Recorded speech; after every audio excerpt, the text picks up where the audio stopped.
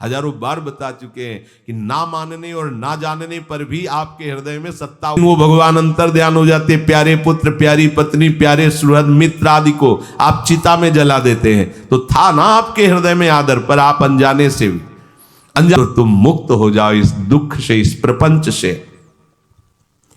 श्री भगवान कहते हैं कि मेरे अज अविनाशी स्वरूप को ये मूढ़ लोग नहीं जानते हैं। केवल वही जान सकता है जो मेरा आश्रय लेकर के मेरे को पुकारता रहता। भजन का मतलब तब पुकारना, भगवत चिंतन करना। वेदाहम शमतीतानि वर्तमानानि चार्जुन भविष्याणि च भूतानि माम तु वेद न कश्चन। हे अर्जुन, जो प्राणी भूतकाल में हो चुके हैं तथा जो वर्तमान में हैं और जो भविष्य में हैं, उन सब प्राणियों को मैं जान रहा हूं। जैसे आंवला ऐसे रख लो तो चारों तरफ से देख सकते हो, ऐसे भगवान अनंत ब्रह्मांडों को, जीवों को एक साथ देख रहे हैं। यही भगवान की भगवत्ता है, एक साथ देख रहे हैं। कोई भी जीव ऐसा नहीं है जिसको भगवान का दुलार नहीं मिल रहा हो। कहीं भी हो, अनंत ब्रह्मांड सबके लिए जो आवश्यक हो भेज रहे। कोई भूखा नहीं रह सकता। समर्थ गुरु श्री रामदास स्वामी जी के पास गए और कहा कि स्वामी जी अकाल पड़ा हुआ है, तो हमने सारा का सारा खजाना खोल दिया और सबको पवाया। तो गुरु बड़े कृपा सिंधु थे, उन्होंने देखा कि इनके हृदय में एक गर्भ का अंकुरण हो रहा है कि मैं भरण पोषण किया सबका अकाल में। तो उन्होंने कहा कि शिवू यह थोड़ा उठाओ, आओ चलो हमारे साथ। एक बड़ा पत्थर का, इसे तोड़ो। महाराज जी तोड़ा, हटाया तो नीचे मिट्टी में दबा हुआ स्वस्थ मेढक एक ऐसा बिल्कुल। बोले इसको किसने दिया? देखो ना कितना स्वस्थ है, पुष्ट है। इसको कौन आहार दे रहा है? इसको कौन प्राण पोषण कर रहा है? बोले भगवान। तो बोले तुम कैसे दाता बन गए? संपत्ति तो सब भगवान की है, भगवान ही सबका। ये अहम मत करो कि तुम पोषण करते हो, नहीं। छोटी सी वृत्ति को भी गुरुदेव बर्दाश्त नहीं करते। जो गुरु शरणागत होता है वो उनकी बात समझता है, अन्यथा वो अपनी मनमानी वृत्ति को ही आदर देता है, गुरु की आज्ञा वृत्ति को नहीं देता। छोटा सा भी अभिमान का कण अपने जनों में गुरुदेव को बर्दाश्त नहीं होगा, क्योंकि यही भगवत प्राप्ति में बाधा बन जाएगा। कितने जीव चराचर जगत में, देखो हमारे भगवान की भगवत्ता। सबको देख रहे हैं, सबको व्यवस्था दे रहे हैं, सब कुछ देख रहे हैं। 3 प्रकार की लीला हो रही, कहीं पालन लीला, कहीं सृजन लीला, कहीं विनाश लीला। उन्हीं के द्वारा हो रही, वही देख रहे हैं, वही कर रहे हैं। अगर ये बात तुम्हारी समझ में आ जाए तो अभी भगवान की शरण हो जाओ। पर अहम के कारण ये बात समझ में नहीं आती। जो भूतकाल में हो चुके हैं, वर्तमान में हैं, जो भविष्य में होंगे, सबका प्रभु वर्तमान की तरह देख रहे हैं, दर्शन कर रहे हैं। परंतु मुझे मेरे भक्त के सिवा कोई नहीं जानता है। भक्त के सिवा कश्यन, कोई भक्त बिरला, वही केवल भगवान को भगवान सबको देख रहे हैं। भगवान की दृष्टि सब पे है। अगर ये बात आपकी समझ में आ जाए तो अभी आनंद आने लगेगा। मैं भगवान की दृष्टि में हूं, बस बस। आज हमें सत्संग से बात मिली कि मैं भगवान की दृष्टि में हूं, मुझे वो देख रहे हैं, बढ़िया बन गया। अब आप पाप कैसे करोगे? क्योंकि भगवान की दृष्टि में भगवान आपको देख रहे हैं। डरो, किसी गवाही की जरूरत नहीं, वो देख रहे हैं। तो आप भय क्यों कर रहे हो? आपको भगवान देख रहे हैं, आपको डरना नहीं। फिर आप कामना क्यों कर रहे हो? भगवान आपको देख रहे हैं, जो चाहिए उस समय से दे देंगे, आप निश्चिंत रहिए। अगर आप अहम करोगे तो दुख भोगोगे, आश्रित रहोगे तो सब अपने आप निर्वाह हो जाएगा। एक आदमी ट्रेन के डिब्बे में बैठे ऐसे ऐसे दौड़ रहा था। लेकिन पूछा भाई क्यों दौड़ रहे? बोले अमुक स्टेशन जाना है। तू बैठ जा, गाड़ी चल रही है, ट्रेन चल रही, तू बैठ जा। ऐसी त्रिगुणात्मिका माया की ट्रेन चल रही, पूरे विश्व का विश्वंबर भरण पोषण कर रहे हैं, तू तो बैठ जा भगवद आश्रय लेकर के। तू काहे को दौड़ा घूम रहा है? लेकिन ये अहंकार के कारण भटकता रहता है। भूत, वर्तमान और भविष्य काल, ये 3 विशेषण देकर भगवान कह रहे हैं कि मैं सबको देखता रहता हूं, जो हो गए, जो हैं, जो होंगे। भूत के प्राणी, भविष्य के प्राणी अथवा वर्तमान के प्राणी सभी भगवान की दृष्टि में वर्तमान की तरह ही है। ये भूत, भविष्य, वर्तमान काल केवल हम लोगों की दृष्टि में भेद है, भगवान की दृष्टि में नहीं। हो चुका, होगा, हो रहा है, भगवान की दृष्टि में सब हो रहा है। पीछे का भी, अब का भी, सब सामने चल रही सीन। हमारे हृदय में विश्वास हो जाए प्रभु हमें देख रहे हैं। अभी तो हमें ये नहीं पता कि हम भजन कर रहे हैं, भगवान पता नहीं जान रहे हैं कि नहीं जान रहे हैं। अभी भक्ति में रंग आ जाए, अगर ये बात समझ में आ जाए कि प्रभु देख रहे हैं हमें। देखो, जब हमारे गुरुजन बैठकर सुनते हैं और जब गाने को अवसर मिलता है तो ज्यादा उत्साह होता है कि बैठे सुन रहे हैं। ऐसे ही अगर हम मान ले कि हमारे प्रभु सुन रहे हैं, हम जो भजन कर रहे हैं हमारे प्रभु देख रहे हैं, जो सेवा कर रहे हैं भगवान हमारे स्वीकार करें, प्रियालाल स्वीकार कर, अभी भक्ति का रंग आ जाए, ये बात हमारे हृदय में बैठ जाए कि मैं हर समय प्रभु की दृष्टि में हूं, हर समय मैं अपने आराध्य देव की दृष्टि में हूं, कितना आनंद आएगा। अंदर से सोचो जरा, हर समय वो हमें देख रहे हैं और वो कह रहे हैं मैं देख रहा हूं। पीछे जो तुम किए वो देख रहे हैं वर्तमान की तरह, अभी जो वो तुम देख रहे हैं, आगे जो करोगे वो भी देख रहे हैं। वो पहले से उनको सब पता है, तुम ऐसे ऐसे चलोगे, ऐसे ऐसे कार्य करोगे।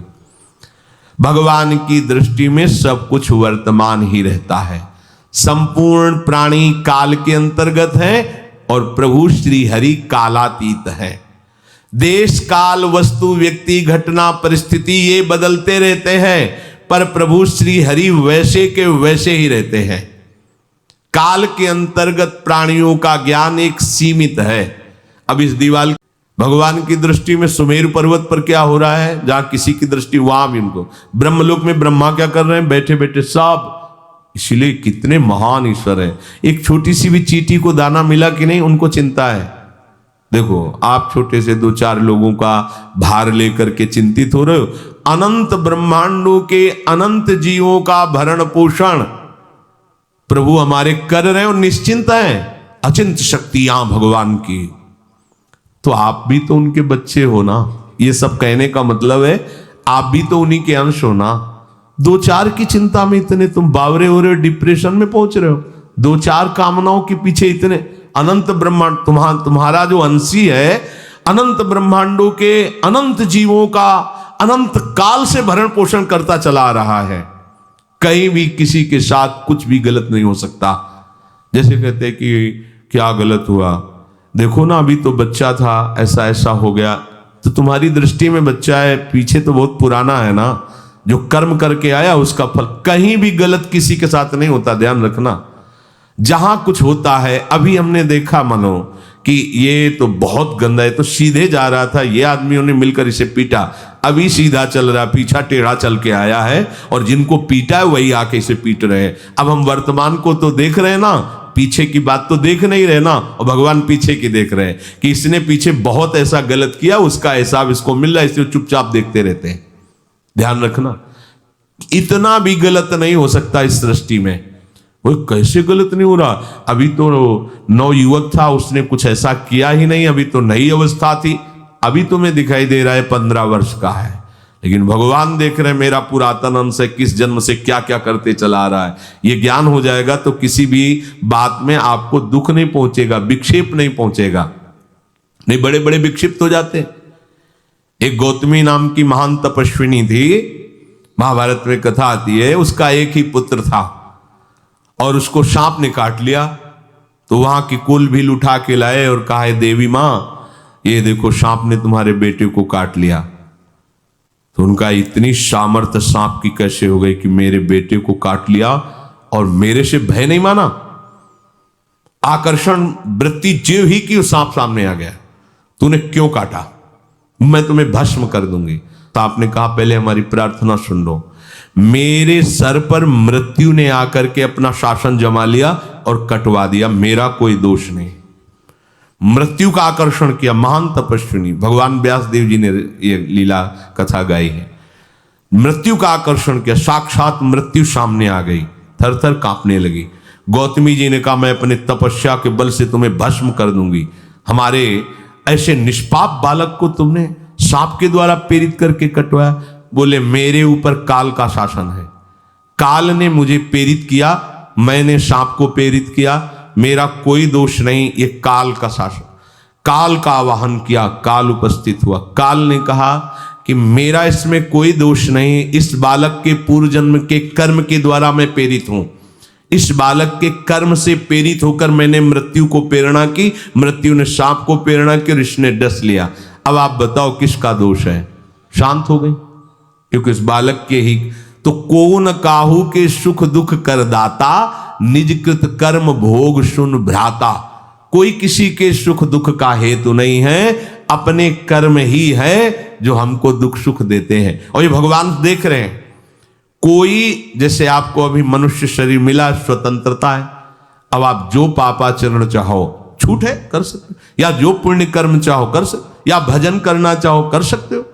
ये स्वतंत्रता केवल मनुष्य शरीर को दी गई है। आपको जो पूर्व भोग मिल रहे हैं वो आपके पीछे के कर्मों के हैं। तो जो ज्ञानी जन होते हैं, विवेकी जन होते हैं, आए हुए प्रारब्ध को भोग लेते हैं, नया कोई पाप नहीं करते, निरंतर भजन करते रहते, भगवान की कृपा से मुक्त हो जाते। अगर भगवान की शरण में नहीं होगे, भजन नहीं करोगे, तो आपके ऊपर बहुत से ऋण है, दुर्गति हो जाएगी। ऐसा नहीं है।